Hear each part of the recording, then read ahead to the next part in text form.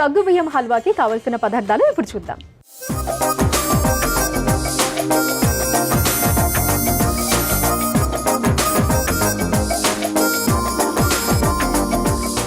సగ్గుబియ్యం హల్వాకి కావలసిన పదార్థాలు సిద్ధంగా ఉన్నాయి. సో లక్ష్మి గారు, పదార్థాలన్నీ సిద్ధంగా ఉన్నాయండి. ఫస్ట్ ఏం చేద్దాం? సగ్గుబియ్యాన్ని ముందుగా మనము మిక్సీ పట్టుకోవాలమ్మా. సగ్గుబియ్యాన్ని మిక్సీ పట్టుకోవాలి, బాగా ఫైన్ పౌడర్ చేసుకోవాలి. ఓకే. అంటే కొంతమంది ఫైన్ పౌడర్ అయితే బాగుంటుంది అనుకుంటారు, కొంతమంది పంటికి తగిలితే బాగుంటుంది అనుకుంటారు. ఇందులో కూడా వారి వారి ఇష్టాన్ని ప్రకారంగా చేసుకోవచ్చు. దీన్ని మిక్సీ పట్టుకొని పక్కన పెట్టుకుందాం ముందర. ఓకే అండి. సో ఈరోజు మీరు చెప్తూ ఉండండి, నేను చేసేస్తూ ఉంటాను. నేను చెప్తూ ఉంటా, మీరు చేస్తూ ఉంటాడు అంతే. అలాగే అమ్మా. సో ముందుగా సగ్గుబియ్యం వేసేయాలి. అవును. మనం మడుకు ఫైన్ పౌడర్ వద్దు, బరకగా పట్టండి, బాగుంటుంది. ఓకే. పలుకులు తగులుతుంటే బాగుంటుంది. ఓకే.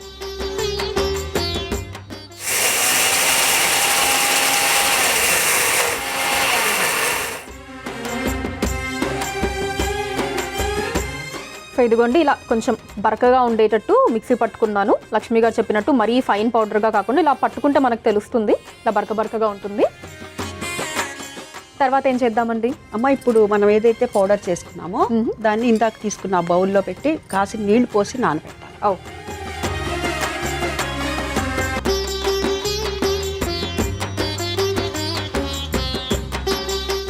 నీళ్లు పోయి దీంట్లో నీళ్లు పోయండి.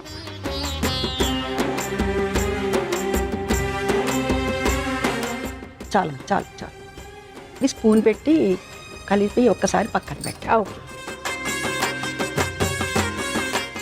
అంతేనండి? అంతేనమ్మా, పక్కన పెట్టేసేయండి.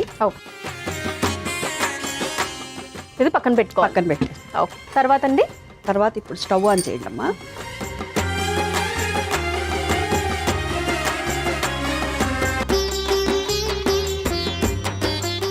కొద్దిగా నెయ్యి వేయండి.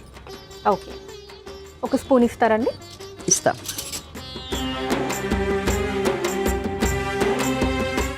అంతేనండి? చాలమ్మా, సరే.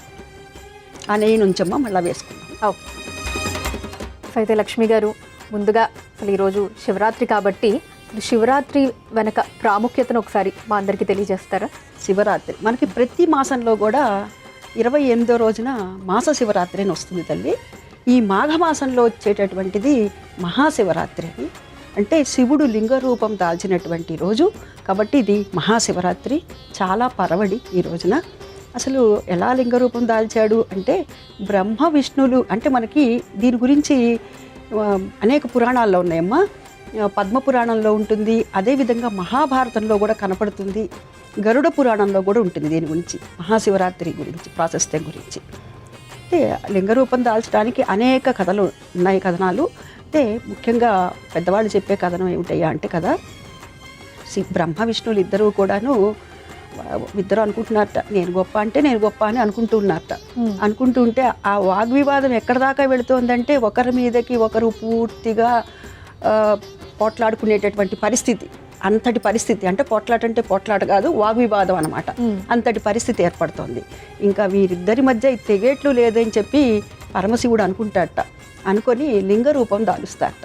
స్వామి లింగరూపం దాల్చి, సరే నువ్వు గొప్ప అంటున్నావు బాగుంది, మీ ఇద్దరిలో ఎవరు గొప్ప నేను తెలుస్తాను అని చెప్పి లింగరూపం దాల్చి, నా ఆది అంత్యాలు ఏవైతే ఉన్నాయో, అంటే మొదలు చివర ఏదైతే ఉందో దాన్ని ఎవరు కనుక్కుంటారో వారే గొప్ప అని చెప్పి పరమశివుడు చెప్తాడట.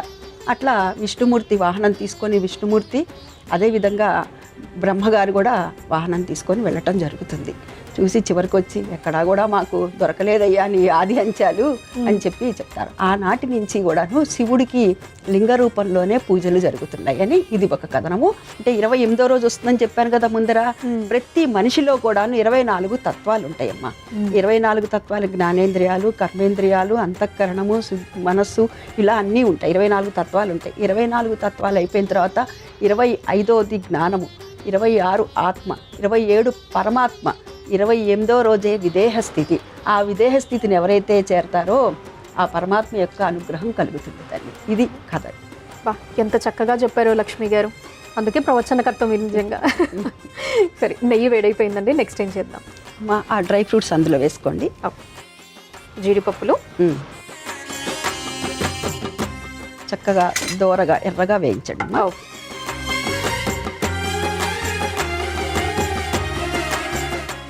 ఓకే, తర్వాత అండి? తర్వాత అమ్మ ఇది తీసి ఒక బౌల్లోకి తీసుకోండి. ఇందాక మనం తీసుకున్నాం కదా, దాంట్లోకి ఆ కప్పులోకి తీసుకోండి ఇవి వేయించినటువంటి.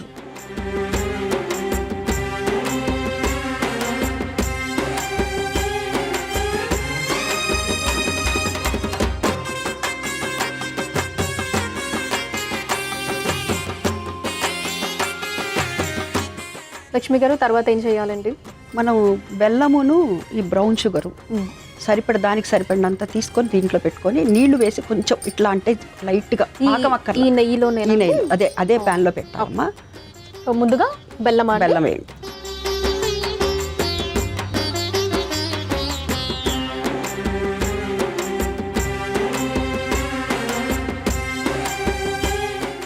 బ్రౌన్ షుగర్ కూడా వేయండి అమ్మా. అది మొత్తం వేసేయండి, ఎందుకంటే దానికి సరిపడా మొత్తమా వేసేయండి.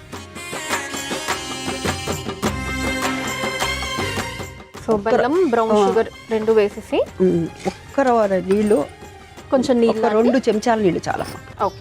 ఆ మాడు వాసన కూడా రాకుండా ఉంటుంది. సో చాలా కొద్దిగా నీళ్ళు, కొద్దిగా అమ్మా. సో ఈ నీళ్లు పోసుకోవడం మూలాన మనకి బెల్లం అది కూడా తొందరగా బాగా కరుగుతుంది. యాలక పొడి వేసుకోవాలి. చాలా మంది తర్వాత వేస్తారు, కలవదు. దీంట్లో వేస్తే బాగా కలుస్తుంది. ఓకే.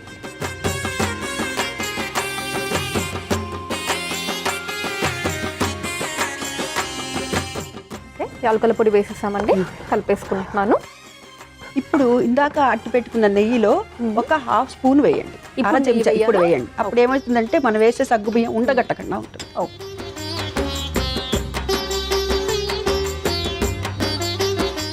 సో నెయ్యి వేసాక మళ్ళీ ఒకసారి కలుపుకుంటున్నాను. చక్కగా నీళ్ళన్నీ కూడా బిగుసుకుపోయాయండి. చేస్తాయమ్మా. ఓకే, మొత్తం వేసేసుకున్నాను. పట్టినంత చూద్దాం, మొత్తం పడుతుంది.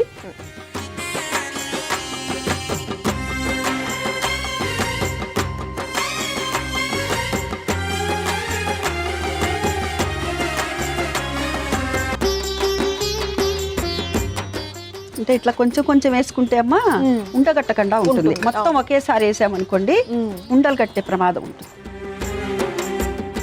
మీ వల్ల మా అమ్మ ఎంత సంతోషిస్తుందో తెలుసా అండి? ఎందుకో చెప్పండి చూద్దాం. ఎందుకమ్మా చెప్ప? వంట చేస్తున్నది. ఇందాక మీరు ఇది ఆన్ చేస్తున్నప్పుడే నాకు అనిపించింది, పాపం వంటలో ABCDలనా చక్కగా వెలిగించే తీరులో తెలుస్తుంది. ఓకే,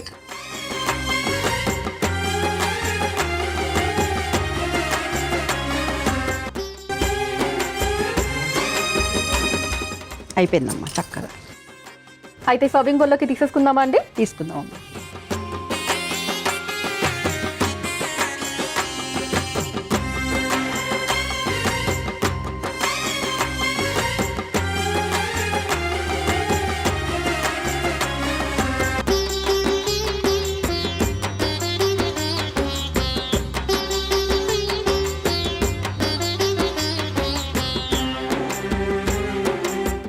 అంతేనండి, ఇంకేమైనా పైన జీడిపప్పులతో గార్నిష్ చేసుకుందాం. అంటే మనం ఎవరికన్నా ఇచ్చేటప్పుడు ఏం చేస్తాము, దానిపైన బాగా అలంకరణ చేస్తాం కదా. మరి పరమశివుడికి కూడా చేస్తాము, ఇష్టంగా చేశాం కదా. అవునండి, అందుకని దానిపైన జీడిపప్పులతో అలా గార్నిష్ చేసుకుంటే బాగుంటుంది. సో జీడిపప్పు గార్నిషింగ్ కూడా అయిపోయిందండి. సగ్గుబియ్యం హల్వా రెడీ అయిపోయిందండి. దీనికి కావలసిన పదార్థాలు, తయారీ విధానం మరొకసారి చూసేయండి. సగ్గుబియ్యం హల్వాకి కావలసిన పదార్థాలు: సగ్గుబియ్యం, నెయ్యి, జీడిపప్పు, బెల్లం, బ్రౌన్ షుగర్, యాలుకల పొడి. సగ్గుబియ్యం హల్వా తయారు చేసుకునే విధానం: ముందుగా ఒక మిక్సీ జార్లో సగ్గుబియ్యం వేసి బరకగా మిక్సీ పట్టుకొని బౌల్లోకి తీసుకొని నీళ్లు పోసి నానబెట్టి పక్కన పెట్టుకోవాలి. ఇప్పుడు స్టవ్ ఆన్ చేసి ప్యాన్లో నెయ్యి వేసి కరిగాక అందులో జీడిపప్పు వేసి వేయించి తీసి పక్కన పెట్టుకోవాలి. ఇప్పుడు అదే ప్యాన్లో బెల్లం, బ్రౌన్ షుగర్, నీళ్లు పోసి కరిగించుకోవాలి. తర్వాత అందులో యాలుకల పొడి, నెయ్యి, మిక్సీ పట్టుకున్న సగ్గుబియ్యం వేసి దగ్గర పడేదాకా ఉడికించుకొని సర్వింగ్ బౌల్లోకి తీసుకొని పైనుంచి వేయించిన జీడిపప్పు వేసి సర్వ్ చేసుకుంటే సగ్గుబియ్యం హల్వా రెడీ.